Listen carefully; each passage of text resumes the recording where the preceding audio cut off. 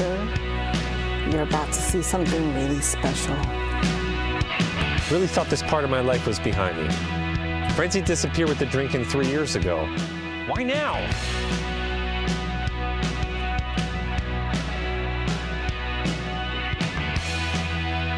This makes no sense, and I'm right on the verge of freaking out.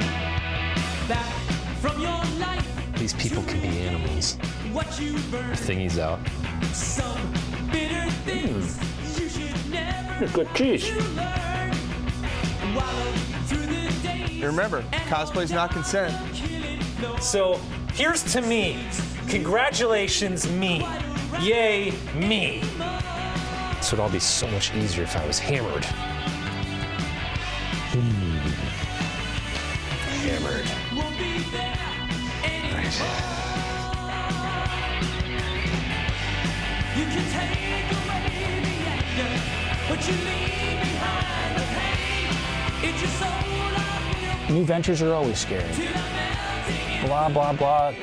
Something positive and uplifting. tomorrow. But the hurt will still remain. In your soul I'll live forever till I'm melting in. Don't miss our new film, The Love Song of William H. Shaw, coming soon to a streaming service near you. Hey everyone, this is Cliff from Talking Pondo. Just wanted to give you a quick heads up about spoilers on the show. We do talk about the films in a certain amount of detail, so you may want to watch the film first and then come back if you're not a fan of spoilers. Also, every now and then there's a little bit of adult language, so we wanted to give you fair warning on that. We hope you enjoy the episode, and we really appreciate you listening.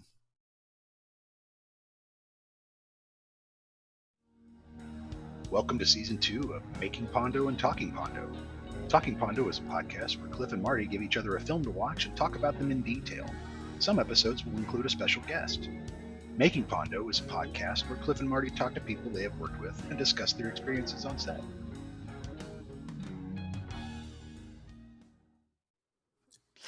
All right, Marty, we're back. We're back? Yes, sir. Yeah, we're back. We're recording. It's We are. I hit the button and everything. I promise.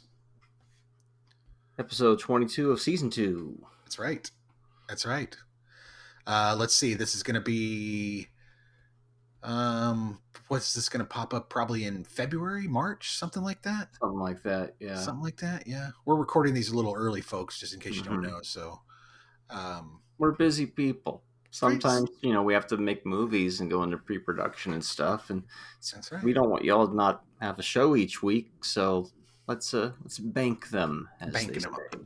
Banking them up. Because we do have something on the horizon. Yeah. We are in pre-production. And these shows are evergreen as well, True. Hearing Cliff and I talk about Whiplash and 10, the conversation should stay relatively fresh because we're talking about old movies about angry musicians this week.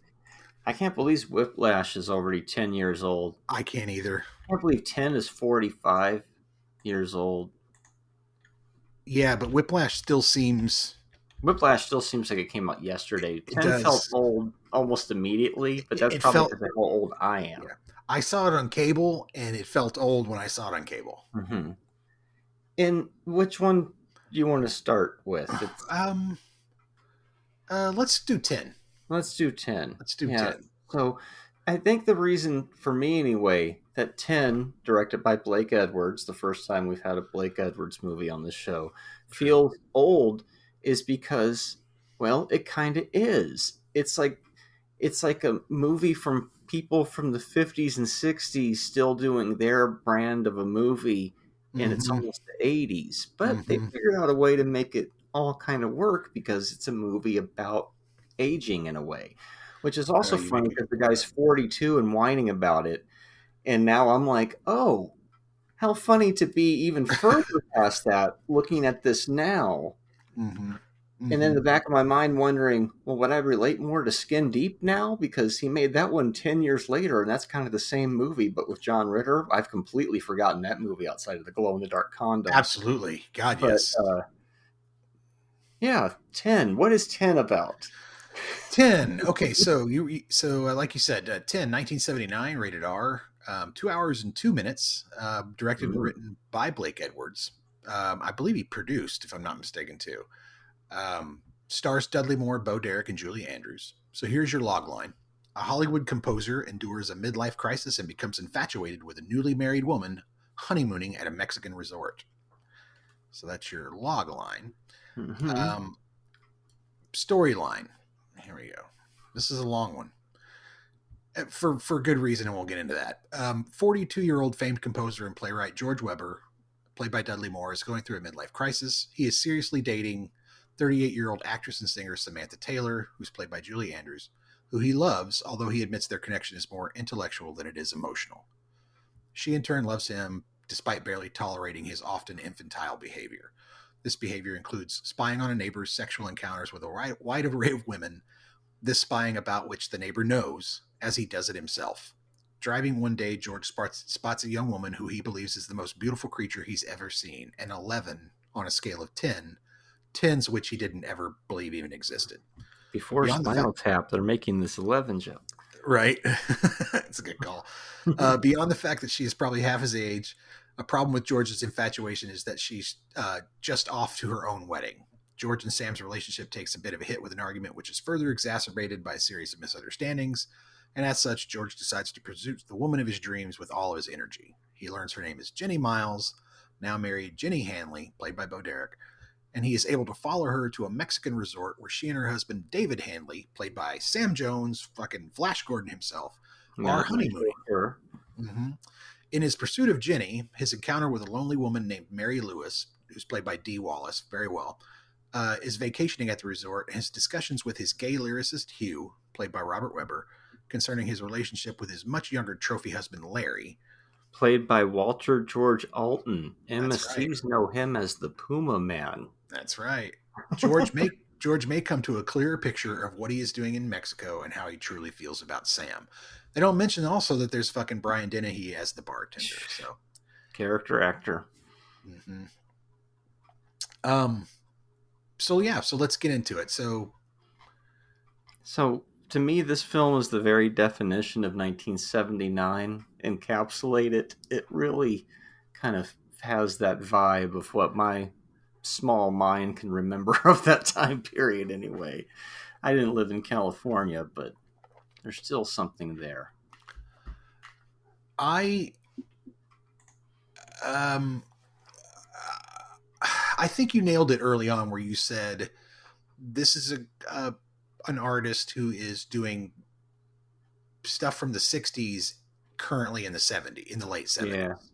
Like it's that farcical sort of almost English type of comedy. Mm-hmm. You know, of course, I'm sure Dudley Moore had a little bit of, maybe a little bit of touch with the script or something, or maybe it was written, and he came in later. I don't know, but it feels like that sort of farcical, silly sort of comedy, sex comedy a little bit. It's a trip because I was previously saying, Animal House is responsible for all those sex comedy movies that come after, and it really kind of is, but you can't discount 10 for being like this sophisticated sex comedy. And then as we go into the 80s, some of that template was kind of borrowed with the more slapstick, sticky, and just because for me, where 10 excels the most is not with its story. That's like going to a Marx Brothers movie going, I care about the story, about the painting getting stolen or something. It's like, no, we watched this as a vehicle to see Dudley Moore do ridiculous shit. And there's some really good stuff in here too with that too, I thought.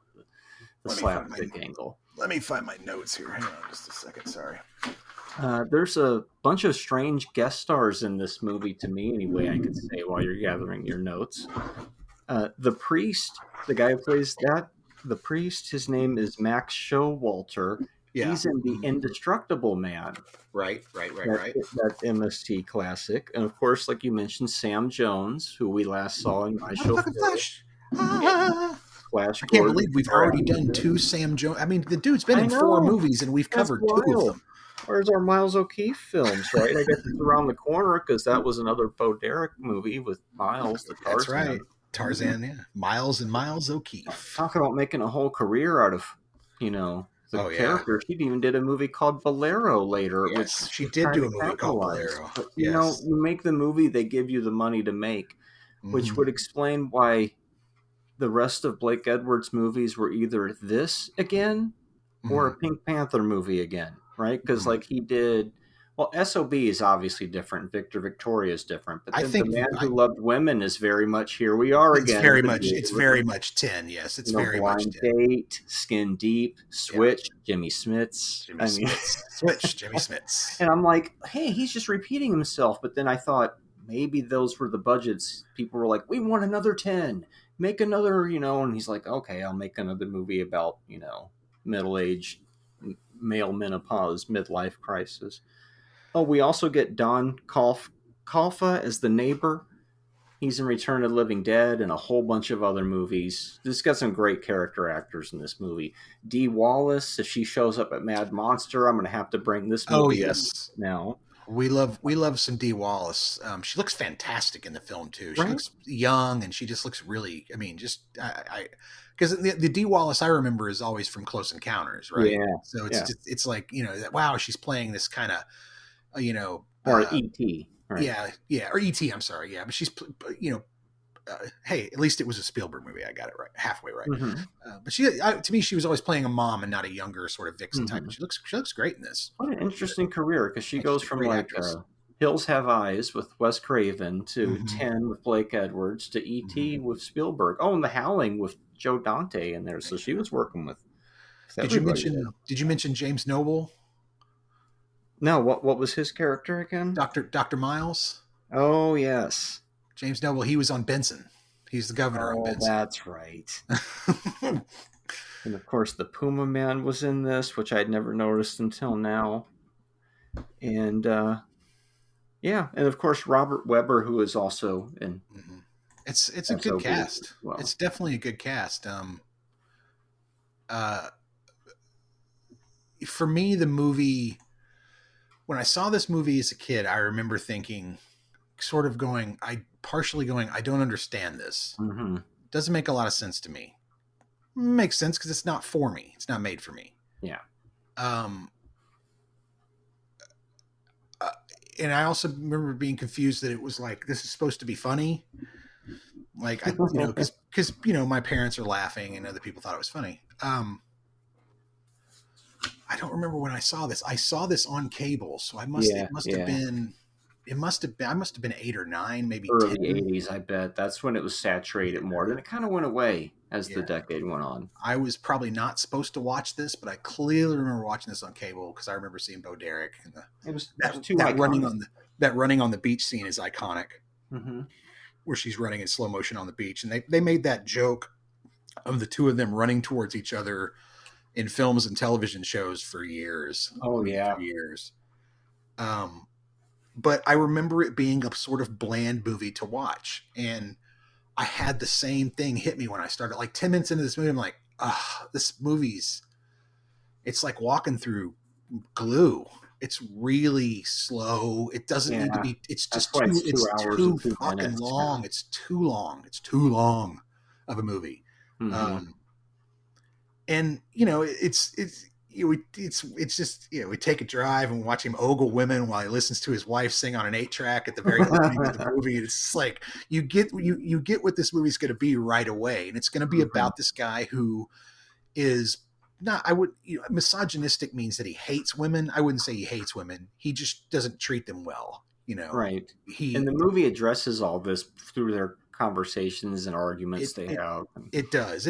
But we're going to watch him do that, and we're also going to watch him ogle every piece of ass that walks by for the entire. Then we're going to see him, in a way, and kind of watch him be this curmudgeon, right? And he gets, his teeth worked on, and he gets beat up. And this movie is, what did I write? It's pain encapsulated. Especially the plane ride when it lands and he wakes up from asleep and he realizes his teeth are all fucked up. And I'm thinking, oh yeah, I bet Dudley Moore knew a thing or two about pain in his life. And it feels like he really brings that to the character where it's like, they rode that gag for 12 or 15 minutes. Oh yeah. I mean, they rode that I'm in pain looped up gag all the way. I mean, actually longer than that, because they wrote it through him trying to get a hold of Julie Andrews and all. I mean, it was. I mean, it was. they fucking, that was like they put that gag on a horse and rode it Can from you town to imagine town. if it had been George Siegel who pulled out at the last minute and then was sued by production? That's a Mhm. whole different movie. No, Mhm. this needs to be that physical comedy Dudley Moore movie. You know, Yeah. I have a note here that says bees are peaceful creatures unless provoked, and I will not hear of them being maligned. And then another note that says, and here comes the nudity. I don't know. The arguing about the word broad, it just didn't work for me. What happened to that word? I think I wrote that down. I'm like, what a weird word, broad. Yeah. Now, I don't know about you, but I noticed that term disappearing as the 80s went on. Yeah, absolutely. It just kind of disappeared into the It ether. got left now I'm like, behind. what a Yeah. strange. It was like mall or, Yeah, but such I a think it got nudist replaced with name. stuff like Babe instead, Right? Yeah. but It's just, yeah. it's just bizarre. And what I really like the most about that scene is I call it the Tonight Show argument. And it really shows the importance of Johnny Carson at that time, where I bet a lot of the audience watching that movie and getting to that scene where they've had this big fight and the fight is ended and now it's silent except for the voice of Ed McMahon starting the Tonight Show as he storms out. I bet people had that experience. Sure. A lot, because that shit was on TV and everybody's home every night. There was no internet. I think No, there's people not, forget how large that was. Well, Carson had that's why We'll like talk about The Shining in a few weeks, but yeah. Back in the day, kids who were listening to this, if you were our age, you'll remember this, but if you're young, you won't. Again, there was no internet, so at 10:30 there wasn't a lot to watch, and Carson would come on after the news, and he was on for usually not hour, usually or 90 minutes. But the whole thing was he could make your career. Yeah. If you were a comedian, you showed up on his show and you killed, and he called you over to sit down and he asked you questions, it was over. You were going from playing 200 a night shows to 2,000, 5,000. You're in Vegas. This one guy's show had that kind of, same with even earlier, the Ed Sullivan's and stuff. But Carson had this crazy hold on late night for years. That was unbelievable. Anyway, moving on. But that is a little piece of that is encapsulated in this movie. Speaking of technology, this is a pre-555 film. He gives out a number that doesn't have 555 in it. Nice. There's an older woman struggling with her work joke in this that reminded me of Zorro the Gay Blade. When he's visiting the father, which probably the funniest part of the movie is when they cut and he's just listening to this priest play this song and go, "What do you think?" And he's kind of giggling to himself. I thought that was pretty funny. But then the old woman comes in with the tea. And it's the same thing with the old woman who's dragging in the casket in Zorro the Gay Blade. Yeah. And just put it over there. No, put it over here. No, right over here.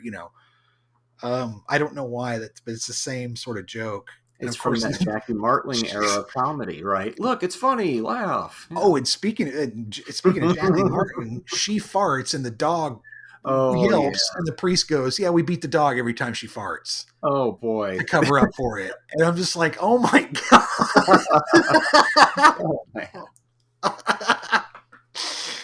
Oh, man.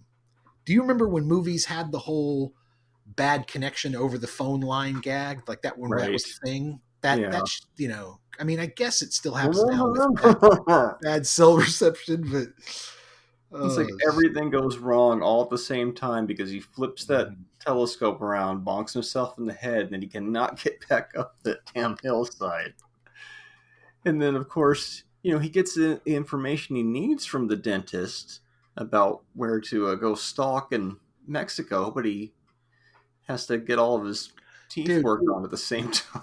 Look, and here's what I'll knew the pain of dental work who wrote this movie. Here's what I'll say about that. If you're having any pain while you're being drilled on, you're not properly numb. I mean, I would be like, let's go. Yeah, like, let's go. Hit me with more of that shit. You missed the nerve, buddy. And of course, it's also it's 79, and I feel like it's not the swinging 60s, but it's like, I guess it's the what do they call that fucking thing where the wife swapping with the keys at the bowl or whatever that shit, that it's that era. Mm-hmm. Right, where it's like free love is still very much out there. The mores are so different in this. They've switched a bit, but it's still under that, like, sort of much because Julie Andrews' character doesn't seem, she's mad at him, but she seems to get over him having sex with other women pretty quickly. Like him, the idea of it. They were married, and I realized, oh, they're not. It's like friends. We were on a break, and then she's dating other people too. So I was like, oh, I thought he was cheating on his wife. I'm like, wow, what a fucking right. It makes the character shitty, and you go, oh, they're not married, so he's still shitty, but at least it changes it a little bit. Where it's like you said, it's 1979. These characters were living by a few different social mores. Yeah. I have a hard time empathizing with him, or feeling bad for him. Like, and I think that's the point. The shit that happens to him, at him burning his feet on the beach. Exactly. The shit that happens to him, he's earning as he goes. Which is very Poulot like when I think he's kind of an asshole. I mean, he's Oh yeah. Mm-hmm. And so then he gets caught and he goes to Mexico. And this movie just wanders of its own accord. It doesn't have it doesn't have a traditional structure really. It's not a 1, 2, 3 or even a 5-act. It's this weird, like, you want to call it slice of life comedy, but it's I don't know what you'd call it exactly. Not cinema verite. I don't know. Anyway, it doesn't have this, like, because it's like, what is he doing? So he's just going to chase this girl? What's his end game? Yeah, it's the male version of Where'd You Go, Bernadette?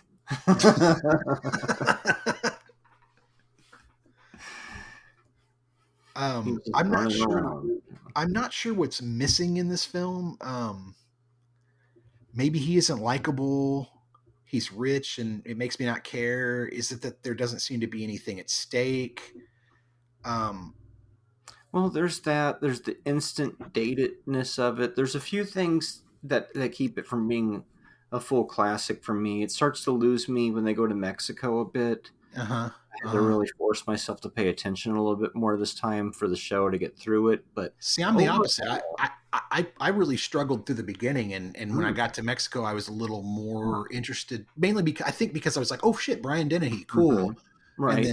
And then Dee Wallace showed up, and I was like, oh, that's cool. Okay. Yeah. But overall, I think there's enough in the movie throughout iconic moments and moments that I think are just, kind of perfect, that I'm like, oh, like I said earlier, I'm like criticizing a Marx Brothers movie because the romantic subplot off to the side with those characters isn't doing it for me. I'm like, wait a minute, I'm supposed to be here for the comedy part.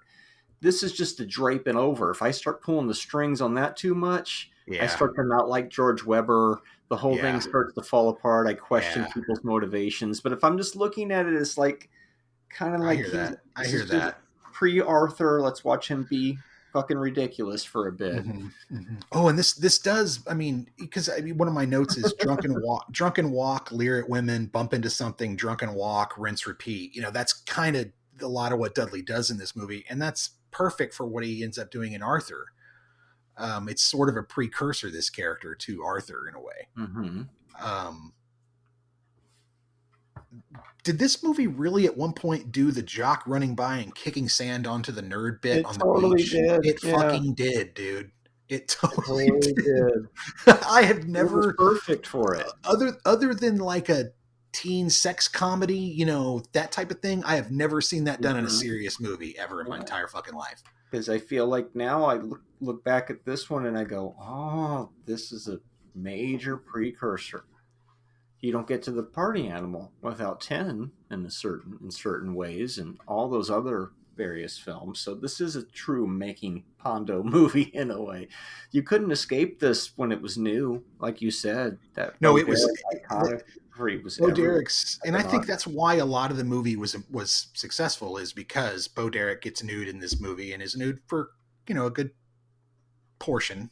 Isn't it interesting that it's 45 years old as the time of this recording, and like beauty standards change so much throughout the years. Like I'm like, yeah, she's attractive enough and all, but back then it was like she was the be all end She all. was the They be-all, tried to end-all. prop her up that way. They Yeah, put enough right. PR campaign That's how into they it. stole her. Yeah. But it's just it's a trip. And she never had much of an acting career afterwards because she's a model. Yeah. It's hard for a Right. lot of models aren't actors necessarily, but I feel like Blake Edwards, being an excellent director, managed to get the performance out of her. He Where did you well. actually She see did well. multiple emotions. She's hitting in the right range. She makes it believable, especially more towards the end when she's And like with George a little bit and they're casually just She smoking a plays joint. a lot of the. 70s. She's good because it's good. The character she's playing off also kind of lends to not being a great actor because she's playing this sort of weird, offbeat, sort of out of phase character or whatever. That's smokes weed and has sex to Bolero and all this weird comments that she makes in the film. And Bolero was still under copyright at the time, and so the owners made like $1 million in sales because got real popular after the movie. that makes sense. Yeah, what a trip! No wonder they made a movie called Bolero, which you probably don't need to watch, audience, Probably not. unless you're a completist. Let's see, what else do I got here? This movie has a lot of close-ups using a zoom lens from far away, which is an interesting kind of technique. You can tell it, you can, and not in a way that makes the person look big in the frame, but in a way that just looks like they're literally zooming in from far away, not like a telescope, but this choice to put the camera's probably 30 or 40 feet away, and they're using a zoom lens to get the close-up, Right. Which is different. It's different than how you would do it nowadays, I think. Henry Mancini has got 2 Oscar nominations for the song and for the score, and I mean, shit, he wasn't credited, but he did Creature from the Black Lagoon and This Island Earth music. If you want to keep going back to MST, you talk about one of those Nexus movies. This is a weird MST Nexus. This film, that weird fake ass shark that's coming towards him and Sam Jones when he's saving him in the boat. Influence in Jaws. this. There's a little bit of Jaws in that. Maybe some of those shots you were talking about were Jaws-ish too, because all the beach stuff you don't shoot beach the same way after Jaws in the 70s, right? I agree. Never put that together before. Yeah. So it's 90 minutes into the movie before Bo Derek speaks. Yeah. Other than I think she might say something during the wedding. Maybe. But true Sam dialogue. Jones doesn't talk much either, huh? No. And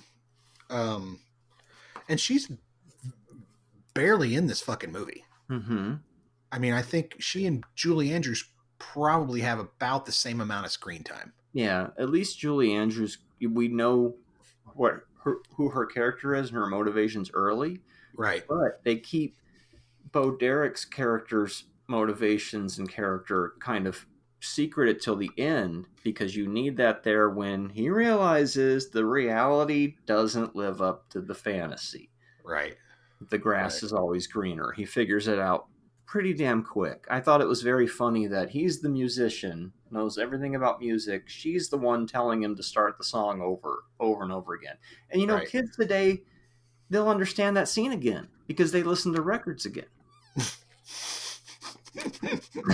For years, it would have been like, just start the MP3 over. No. Go back to vinyl again. It's become relevant again. She's immediately into him, yet she's just been married. It doesn't make a lot of sense, and she's kind of messed up. Like it doesn't make sense. She talks about having sex. Right? She talks about having sex with her stepmother's brother, which is like, what the fuck are you talking about? And then in the end, he's upset that it's not going to be a long-term relationship, that they're just going to have a one-night stand, which is what she's interested in. All right. What? See, there's a little bit of Jaws in there again. It's the comparing the scars, which goes to Chasing Amy, which goes to Us, right? Where she's telling him about her uncle and all that, and he's like, does the gulp and all. Mm-hmm. Yeah. Where was I going with that? Yeah. I think where I was going was, it seems like I don't like the way it resolves. Mm-hmm.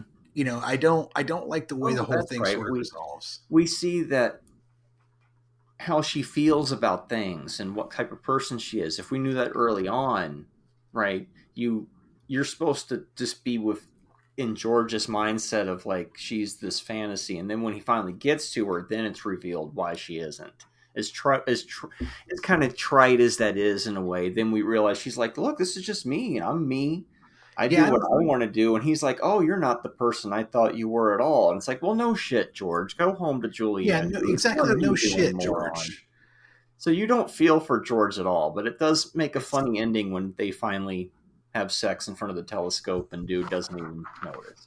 Somebody in the film says "piss off, George," and that's what this movie should be called. Oh, It shouldn't be called 10. It should be called "Piss Off, George." Mm-hmm.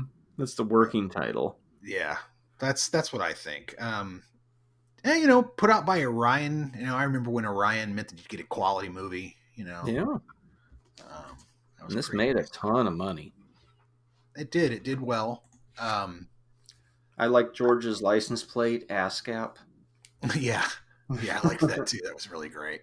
What else do I have here? A few little things.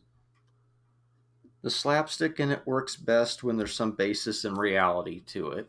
I think that's the best slapstick overall because you're laughing at a heightened version of something that you can relate to, like a toothache or, the Jay Leno-esque fall down the hill where, by all means, he should have been all bruised up.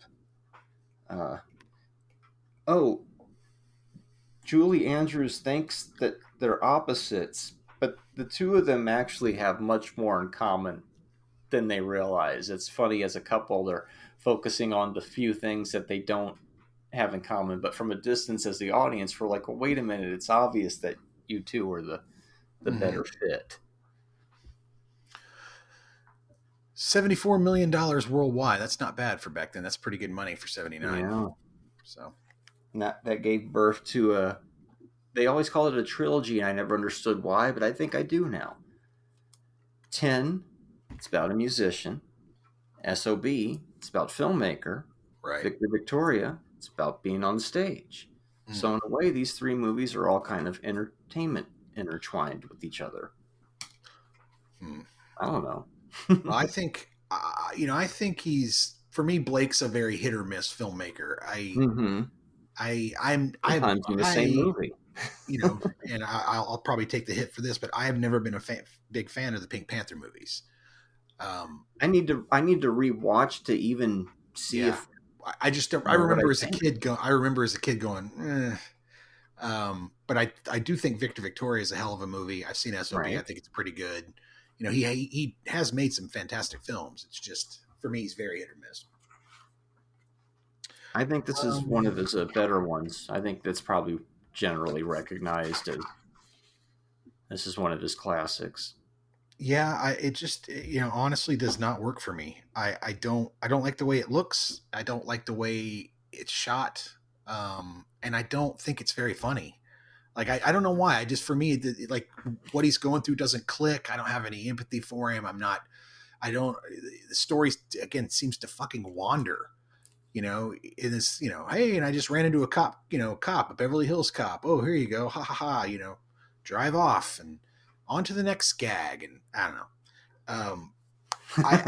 It just doesn't, it didn't work for me. Well, what do you give it? I'm going to give it 1.5 stars. Jesus. It's not something I'm going to watch again. Wow. I give it 4. Oh, well, Hey, that's why we do this. I basically said everything what I like is I feel like it's more of just a vehicle for the comedy aspects. And there was enough in there there's enough moments overall that I revisit it about once every decade and I get something different out of it every time. So for me, it was such a bland movie. I mean, I don't think it's aged very well. It just seems to be safely in the middle of all of its choices, and not, I didn't find it super That's funny. why I can't go higher than a 4. Yeah, it's more like leaning to the 3.5 because of, like you said, it's too long. It's way and too it does long. start to drift a bit. It does drift. And then, of course, it snaps you back with, hey, here's Bo Derek Nude running around for, 2 or 3 minutes. Yeah, aren't you, and then you've got another 20 minutes of that shit you got to go get through and get resolved. And then he's got to go back to her and resolve. It was a the lot. movie, it should end a long. little bit quicker. Yeah. I don't, like I said, I didn't like the way it resolved. I don't feel it's aged well. There were some good scenes in there. I'm not crapping on the movie, but I wouldn't watch it again. It's not my favorite Dudley Moore movie by far. And that would be Santa Claus the movie, which may actually be the other suggestion for that Christmas episode. Who knows? Maybe I've jogged my memory. There you go. So we have another excellent movie as our second film. And this Yes. one was only 10 years old. And it feels like it could have been made yesterday, except for baby-faced Miles Teller. Miles Teller, Especially yeah. when you discover him older like I did, because like I've said, sometimes the point of this podcast in many ways is for me to watch a bunch of movies I didn't see that came out over the last 20 years. And if I had, I'd probably know this guy's career a little bit more. And so it's like, oh, he's been doing this a long time. So it's very interesting to go back to when he was 10 years younger than Top Gun Maverick and watch him be a very, very narcissistic drummer in a movie called Whiplash. What is Whiplash? Whiplash. All right. Directed and written by Damien Chazelle, starring Miles Teller, J.K. Simmons, and Melissa Benoist. Also, Paul Reiser. Sorry. All right. So here's your log line. A promising young drummer enrolls at a cutthroat music conservatory where his dreams of greatness are mentored by an instructor who will stop at nothing to realize a student's potential. Mm-hmm. Plot line. Okay, now storyline. Here we go. He's a really nice guy, just that's not his tempo. 19-year-old Andrew Neiman wants to be the greatest jazz drummer in the world, in league with Buddy Rich. This goal is despite not coming from a pedigree of greatest musical or otherwise, with Jim, his high school teacher father, being a failed writer. Andrew is starting his first year at Schaefer Conservatory of Music, the best music school in the United States. At Schaefer, being the best means being accepted to study under Terrence Flesher and being asked to play in his studio band, which represents the school at jazz competitions. Based on their less than positive first meeting, Andrew is surprised that Fletcher asks him to join the band, albeit in the alternate drummer position, which he is more than happy to do initially. Andrew quickly learns that Fletcher operates on fear and intimidation, never settling for what he considers less than the best each and every time. Being the best in Fletcher's mind does not only entail playing well, but knowing that you're playing well, and if not, what you're doing wrong. His modus operandi creates an atmosphere of fear and of every man or woman for himself within the band. Regardless, Andrew works hard to be the best. He has to figure out his life priorities and what he is willing to sacrifice to be the best. The other question becomes, how much emotional abuse will he endure by Fletcher to reach that greatness, which he may believe he can only achieve with the avenues opened up by Fletcher. Oh, that's a very clinical way to put it. This movie is from that time period of things like The Social Network and Moneyball, where you get kind of these gritty things. Like in this case, it almost feels like it's a biopic, but it's fiction, right? Yeah, it does. It feels very real and personal, like it really happened. Like that, it feels like the J.K. Simmons. And from what I read about, from what Damien said, it is based on a teacher that he had previously who's now dead. But of course, he's ramped the character up completely, right? Of course, yeah. But he did go to he was in a very competitive music program at school when he was in school. And he based it a little bit on his life. And of course, you amp it up and you take everything to the top. Yeah, it's very similar vibe to like a food movie or a sports movie where it's like, no, it has to be fucking perfect. Yeah. You know, it has to be precise. Is another movie about timing. Mm-hmm. Yeah, it's over the top, but it has to be because that's what makes it so damn hilarious. I thought anyway, because it's very anxiety driven and crazy shit. And you know what made Buddy Rich so good? The guy threw the cymbal at his head. Oh yeah, funny story. We're all friends. Now, do you know why I'm throwing this chair at your head? Yeah, he throws a fucking chair at his head. Yeah. Oh, I'm trying to turn you into that. And it's like, well, does that make me do that? Or does that make me just throw a chair at somebody else? Now, as a person who has anger issues, I'm telling you, that just makes you throw a chair at somebody else. Right, I hear you. But Well, at the but same time, there's that drill instructor thing right. going There's on. you've got And they well, both there's respect each other in this weird way too, you know. yeah, but there's so much on the line for this kid. He's in a subservient position. He's in a subordinate position. He's in a position where striking back would mean the end of his music career, his scholarship to music I'm not school. saying he's going to attack Plus- J.K. Simmons. plus J.K. I'm saying Simmons- he might do down the line, throw something at some young upstart. Right. You know, Right, it's I like hear the you. abusive cycle. Does it ever end from generation to generation? Plus, J.K. Simmons is very big, and like I guess he's working out or something because He does lunge at him at ripped. one He, point, doesn't he he? does lunge at him, yeah. He does In- freak out. In the end yeah. of the movie, he does finally lose his shit and try to fucking take him out. Yeah, It's like Bill Murray and the drill instructor in Stripes. it's You want to take a punch at me right now, Winger? this movie does a great job of ratcheting up the tension and the anxiety Oh, until yeah. you finally pacing, just so engaging. Mhm. yeah until finally it just like a string that's being played on something, it just pops. The whole thing It just plays like an breaks. album. I put it on thinking, watch a few minutes. No, this is a movie. You put it on, you watch the whole beginning thing. to end. Yes. Doesn't matter how late it is. You know, I'm talking about Sorcerer. Put it on at midnight, and I kind of struggled to get through it. I enjoyed it, but Right. it's not the same. Where Sorcerer is kind of like 10 in a way. It's kind of all over the place in that weird 70s way. But Right. Whiplash is just like, it just grabs you, and you got to see what happens next. Yeah, you got You to. gotta see what happens next. The And most for- very realistic practice space vibe I've ever gotten in a movie. You're not kidding. Walking through those hallways, that's so Mhm. true. I know that's a bit of an aside, but that's so true. No, it is. Yep, totally. I have a friend who rents it's metal mainly practice space, but I have a friend who rents a practice space in this big area that does nothing but practice spaces. You just walk down the hall and it's, it's all the way to the door. Speaking of metal, both of these movies, they're kind of anti-pop, which is kind of funny because they're like, what would that song be then? It'd be like, why don't we do it in the road? What the hell is Yeah. that? You know, it's like anti-Beatles, like we're watching Goldfinger or some shit where, you got to put the Beatles, the headphones on. And then in this one, you see a poster on the wall of, if you don't have skills, you play in a rock band. Play in a rock band. And so it's just the uppity nature of the, it's pretty hilarious. It's great. I think for some people, because it's based on jazz and it's a jazz soundtrack, it may be a little challenging for them. But I think the music works beautifully, and I think it's engaging. It's a lot of drums, but it needs to be. But it's also engaging jazz music. Yeah.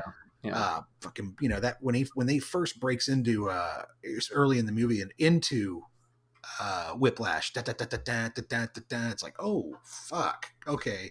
And you realize very quickly how good everybody in the room is because it's kind of note perfect, and JK picks that one guy out, and basically drives him out of the.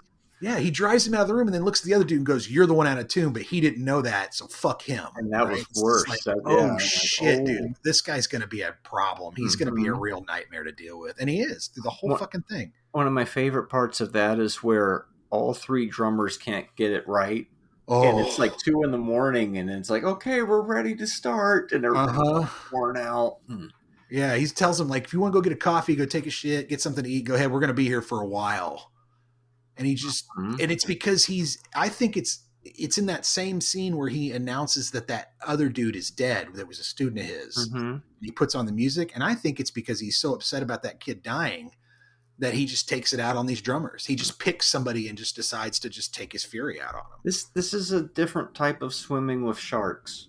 It's much more well done. Much more well done. It plays with those kind of a lot themes, better right? subtext. Yeah, it does. I'm going to abuse the shit out of you to make you a better. And don't you understand? I'm just trying to help you. I'm trying to help you. Put your feet up and down at the same time. It's also got that whole coach athlete mentality, like a sports movie, pushing somebody to that next level. And I recognize that to achieve greatness, sometimes the people need to be pushed there. You have to be Mhm. pushed to greatness. Oh, yeah. Coached along and told that you can do And that. it's the shown. right person that needs that type Right. of pushing. And that kid needed that type of pushing. Not everybody's cut out for it. It'd be Right. Full Metal Jacket. Right. But in this case, That's it's funny. he's I thriving off of that. the trombone player that he kicks out looks like Gomer from Full Yeah. Metal Jacket, and and watching him tear that trombone player down is rough. It's almost more scary when JK's being friendly. Mm-hmm. And he's like, oh, he gets him to Right. play, and he's like, hey, I got the nigga Buddy Rich, and then he slings the chair at his fucking head. It's like, were you late, or were you rushing, or were you early? Were you rushing, or were you early? It's Jesus. It's that time period of that Ari Gold type character in comedy where they're that crazy, screaming, demanding, and then that's of about 10 years ago, right? Yeah. You don't really See- get that character as much anymore. To me, Ari is. You're right. They're the same kind of character, but to me, Ari is funny, and JK is fucking scary as fuck. Oh yeah, Like, he's these so are two- scary that he becomes funny to me because I'm like, oh my god, how over the Right. insane is this? I hear you. Oh, the slapping when he's slapping him, he's just Mhm. slapping him in the face. Yeah. Count you 1, remember 2, that timing. smack. Yeah, You ain't never Oh, going to shit. forget that timing after that. not quite my tempo, Marty. Nope. That's not, no. And he Nope. was so nice about it until you're wasting his time. And it's like, how did you get here to be that Well, but he's- sloppy? But he's also, there's that scene early on, like before he first brings him in for the first practice session. He's like, "Oh, don't worry about it. Just tell him about your dad. Who were your mom? Are they Yeah, he from a milks him musician for the family?" information to use. Yeah, and then against him. turns around and just uses it against him, screaming at him about his failed father as a failed writer, and his mother didn't want him. And holy shit, dude! Yeah, 40 minutes into the movie, I can't find a flaw with it. right. I mean, I'm 45 minutes in the movie. I'm going, there's the movie has grabbed me and just pulled me for 40 minutes, and I haven't thought about anything else but the movie. There are no flaws. Yeah, I like that. I knew it was you. Yes. Drives him even Oh, further, and it was like that last push. The more they, to get to that mutual respect. And I see people online going, "I don't understand the ending," and I'm like, I don't think you understood the movie at all if you don't understand the ending of that movie. They got to that level. My favorite part, which I think is the funniest part in the whole movie, is when he gets in that fucking car accident and he crawls out of the upside down car. it's fucking He goes insane, on dude. And he just starts stage. running. And he can't play because He can't play. Yeah, it's And they're fucking insane, criticizing him dude. because he can't play. Oh, it's so good. Oh, it's insane. I think it suffers a little bit from some of the ups and downs of the "we need you to report against him" type thing, and also the bizarre relationship with his girlfriend. You need all that. That's to me. It's weird. I like the fact that he meets the girl. I like the fact that they have a date. It shows that he's got some sort of life outside of school. Oh, it's a And great also- scene when he breaks up with her and he's just like, "Oh my god, you asshole." Yeah, And then it's like, why are you trying to call her back later? It's like, you need to just let that. he needed to just let it go. Yeah, You fucked that up beyond fucking belief, buddy. I It's thought like that swingers flashbacks, but worse. I would have liked to have seen maybe it maybe play out a little bit differently, because it did seem a little abrupt, because they go from like meet cute to date. That works out well. They have one more thing, and then finally he's back at the restaurant going, "We're going to break up because you're blah blah blah." That's not what the movie was about, but it's important to have it there. It's kind of like his it dad's shows relationship and his family. That yeah, doesn't it shows what he's understand willing to give up. Yeah, and when he goes to his family and they don't respect at all what he's trying to it. do. Because how they many don't get it. people understand when you try to explain about the art shit that you're doing that people don't. Exactly. Like, okay, that's nice, but I don't really understand where you're coming from. Exactly. It's only when you do keywords like you say, yeah, it's on Netflix, that they go, oh, Yeah. oh, okay, sure. I had a note here that says, early on his dad's talking about, you have other options and all that stuff and that type of thing, and it's really obvious that Good job. he doesn't want to hear his dad tell him it's okay to fail. Yeah, but you 'Cause to need him your it failures isn't. is what this movie's about. You need your failures because you grow from them. Why put up with all the shit that he's putting up with J.K. Simmons just to fail, right? Mhm. Like that's what keeps to me. That's Or what to keeps stop. it going. It's like Yeah. you're in for a penny, in for a pound. Like I'm already doing all this shit anyways. I've already It done. was a little bizarre he's that he's already- like, now I'm completely done, and now Yeah. I'm back. And it's like, well, of course you're back. Yeah, You just got in a massive car accident that there was no repercussions for either, apparently. yeah. Yeah, it wasn't his fault. Faster. Yeah. Okay, we can start now. When at that whole scene where he announces that past student's death, and like you said, tears those 3 drummers apart is just fucking brutal. Oh, it's so good. And you can see, Simmons' character using the other drummers to kind of spur, like he brings in the redhead kid because like he's gonna do this because he can do double swing and you can't. Yeah. And he's like, "Fuck you, that's my part." He's like, "No, it isn't. It's my part, and I fucking lend it to you." Yeah. Holy shit. Neiman looks worse and worse as the film goes along. Mm-hmm. The kid just looks like he looks kind of healthy and young. He's just playing because at first he's just playing his drum set in the practice room, and then here comes Simmons, and he just from that point on just begins to look worse and worse until he's at the car crash, and now he's just bleeding and fucking falling apart. He doesn't take care of himself. He allows himself to fall apart because he's too obsessed to the point where he's not even excelling at his obsession anymore. And then he just kind of like, well, I'm done with it. And it's like, no, you're not. You just got to not be stupid about it. So when you go out on stage and he pulls a song at you that you don't know to make you look dumb, which is kind of weird too, because wouldn't that make him look dumb? But then when he decides to come back after his dad basically says, "Good job, haha, you said that wasn't supposed to work. Being positive reinforcement doesn't work, right?" Then he comes out and he plays the shit out of that. A perfect version of the song we've heard throughout the movie, very much like these other music films, That Thing You Do. We keep hearing different versions. Band-Aid was another example of good fighting in a music movie. True. It's reminiscent of this, but then they nail that perfect version of it's not Whiplash, it's the other song, right? Caravan, I think. Yeah, Caravan. And then he does this drum solo from hell because he's perfected his technique to where it starts playing out without words. Like he's like, what are you doing? He's like, now I'm going to call you in. And then the shoe's on the other foot, and now he's in control of the band. And then the Mutual Admiration Society happens in the movie. And much like Starlet, you decide what happens after, right? Well, it's what I noticed was like you said, there's that point where he has the car crash, and then his dad kind of forces him to basically talk badly about the teacher in order to get him fired, right? And that's you go, okay, well, if that's we've got 30 minutes of movie left, where the fuck are we going from here? Yeah. And the movie does a really good job in that last 30 minutes. Yeah, here you go. Wait, what? And it's kind of like, oh wait, no, we've got this one last set piece. We're going to set it up with this meeting between him and his old teacher, and the teacher's going to be like, hey, I got to have this drummer come play this, and it's all the old tunes that you already know. Mm-hmm. Just come. And then of course he gets there, and the first song is something he doesn't know, and the teacher's like, yeah, I fucking knew you betrayed me, right? Like we just talked about. But that's all one long 25 minute set piece or something like that. It's really a long piece with music and emotion in between and all this stuff. Like you said, he gets up and he storms off after it. And it's just so well done.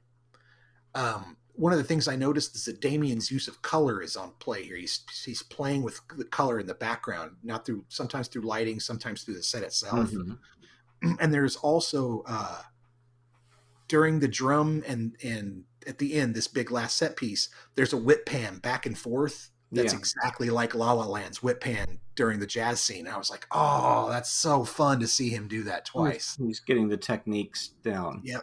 Yeah, he kills it both times. Thing, yeah. Mm-hmm. Yep. Probably the greatest drum movie ever. Yeah. I like the way it ends. The song ends, the movie's fucking over, done, boom. Mm-hmm. That's it. You don't need anything else. Well, yeah, that says it. Mm-hmm. We've covered a handful of music movies already in 58 episodes, and this is clearly one of the best This of is the top. music movies. Yeah, Yeah. I mean, this is probably like one of the Almost best. Famous, and that's a One of the- different type of music movie too. You know? It very much so. They all have been. That Thing You Um, Do, Band Aid. Yeah. This is probably, in my opinion, one of the best movies of its year, 2014. There were some other strong movies in that year, but this one, I mean, he made this for $3.3 million. Did Hurt Locker win Best Picture over this? Yes, it did. I mean, that's a good movie, but this is clearly a better film. Damien won. Let's see. They got best editing. They got best achievement in sound mixing. He Yeah, was nominated for best screenplay. J.K. Simmons won for best performance by an Yeah, actor. I in a mean, come supporting on, role. how do you not? Fuck yeah. And I think that's why J.K. took the role. I mean, as an actor, if you read this script, you get your agent on the phone, you take whatever fucking money they're throwing at me because I'm going to chew the scenery around this is my Oscar run right here. Because that you just read that thing and that thing is so powerfully written for him. It's not even funny.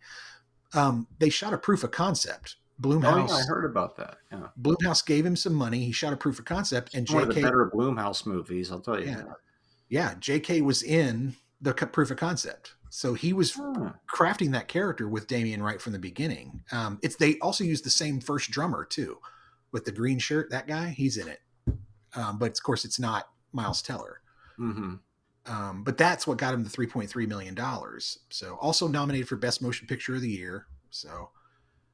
I think it's some of Damien's best work, right up there with La La Land. It makes so much sense. He said that he was having trouble getting La La Land funded, and he wrote this out of frustration. Oh, this is the frustration movie. That's right.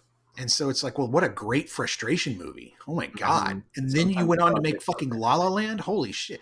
I mean, this is the movie to do it to, because when you go to make La La Land, you're like, I want to do all these oneers. I've got all these crazy ideas. And they're like, absolutely not. Mm-hmm. But after this, they're like, yeah, okay, sure. And he wrote some other scripts for hire in the meantime, like Last Exorcist 2, I think, was one of them. Did he really? And another one, which I'm interested to see the movie, is called Grand Piano. Yes. He wrote. I was mentioning to you, and it's about this person, I think it's Elijah Wood, who has to play this perfect concert on the piano, kind of like Phone Booth or something, or Speed. And if he fucks up even one note, there's a sniper, John Cusack, who's going to take him out, apparently. And I'm like, this sounds like a great. I remember hearing about that. Yeah, he wrote both of those, Last Exorcism Part 2 and Grand Piano in 2013, right before he did Whiplash. Is Grand Piano the follow-up to Grosse Point Blank?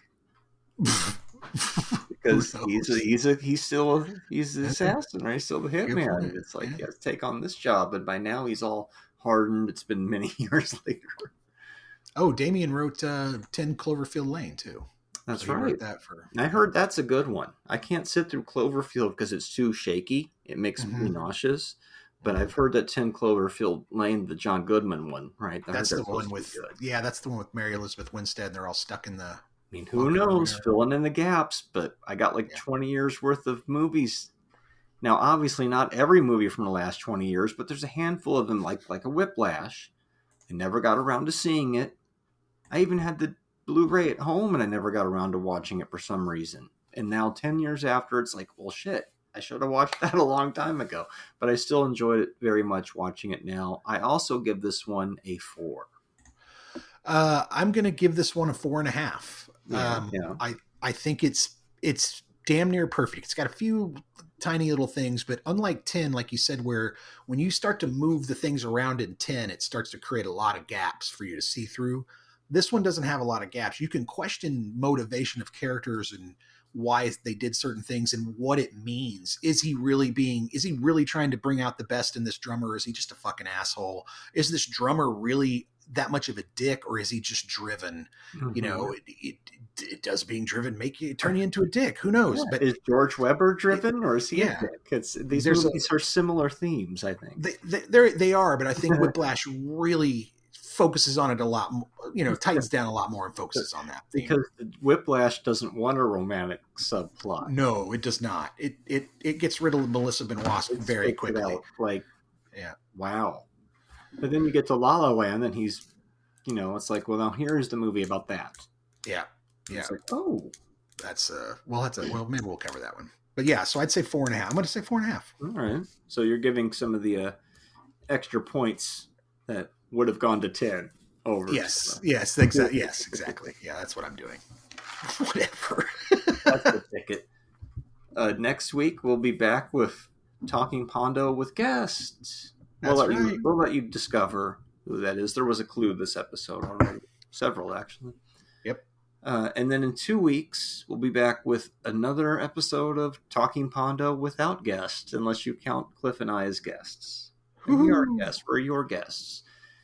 And so the movie that Cliff will be giving me next time will be...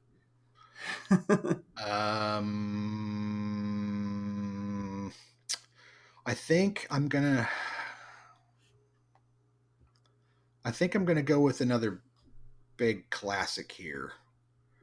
Something that I think you've probably been waiting to see, and that we should probably talk about on the show. I'm gonna go with 1917. Oh, finally! Yep, I have been wanting to see that. I know you have. Talk about a movie you don't turn off, right? Yeah, I for that movie in particular, I would recommend that you don't watch it when you're tired. Find a place to sit down and watch it all the way through, because you're going to want to do that. Good. What do you got for me? My pick is one that I've gone back and forth on a couple of times. Oh no! And I, based on a few episodes ago, I was like, well, I'm not gonna do that. And then a few other now we've changed our minds. Then a few other episodes happened, and I listened to all those back, and I went, oh well, I have to do this now. It only makes sense. Your movie next week is Before Sunset.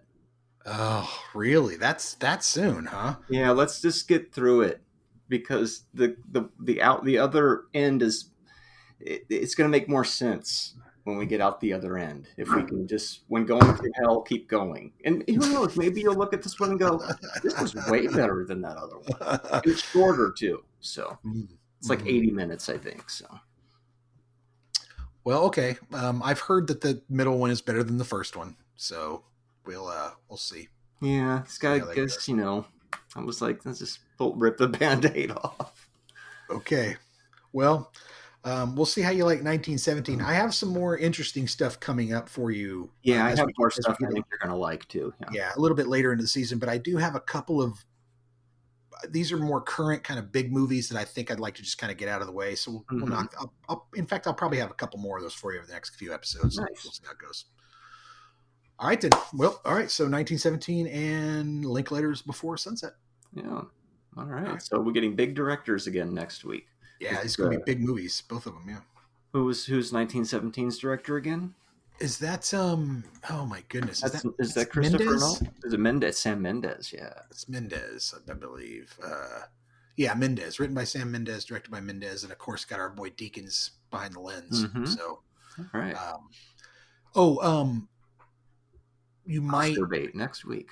if you get a Blu-ray of this, you might watch the making ofs, because the making ofs are pretty spectacular, and we can probably talk a little bit about it during the podcast. Right. Interesting, because I don't think Before Sunset so much they try to look like a one-shot type of movie, but Sunrise was, and 17 definitely is. So that's kind of funny already. There's big walk and talks next week. Yeah, big ones. All right. Walk and talk the movies next week. Yeah, or actually 2 weeks. 2 weeks. We got a making of after that, and then we're back to something I don't know, like what he said earlier. And I should be saying a quote from the movie at this point. I could just say this kills the Talking Pondo, but that doesn't make any goddamn sense. So it's not my tempo, Marty. Till next week. Later. Wait.